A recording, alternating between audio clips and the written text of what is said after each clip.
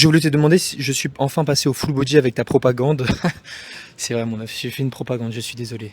En vrai, c'est génial le full body, si t'aimes vraiment ça. Mais je ne sais pas si c'est les temps de repos nécessaires entre chaque série. Peux-tu m'éclairer s'il te plaît en sachant qu'avant j'étais en split et je prenais des temps de repos de 3 à 4 minutes. Alors peu importe le format d'entraînement que tu as dit, comme Vip t'a très bien dit en commentaire, ton temps de repos doit toujours être un minimum élevé. Enfin, ça va dépendre de ton intensité, tu vois. En règle générale, c'est 2 minutes minimum. Si tu prends moins, c'est que t'es vraiment ultra débutant, t'as pas vraiment d'intensité. Y a pas de souci vis-à-vis de ça, tu vois. Mais si t'as une bonne intensité, etc., au bout de 2-3 mois de salle, tu es censé prendre 2 minutes minimum, tu vois. Sinon, il y a des choses que tu fais mal dans ta programmation.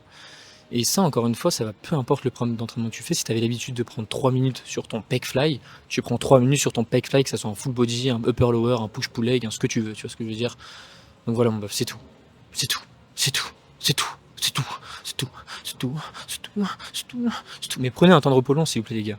Plus vous vous entraînez dur, plus vous devez augmenter votre temps de repos. Et de toute façon, vous allez le voir.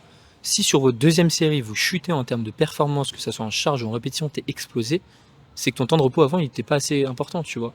Après, il faut pas faire 45 minutes de temps de repos non plus, tu vois. Tu peux aller à 3-4 minutes, tu vois. C'est pas déconnant.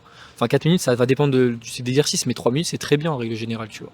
3 minutes, c'est vraiment le juste milieu sur tous les exercices quasiment. Tu peux augmenter un peu plus sur les gros exos de base, comme tous les patterns de squat, les patterns de poussée, comme du bench, du développé militaire, etc. Enfin, les gros exos polyarticulaires, tu vois.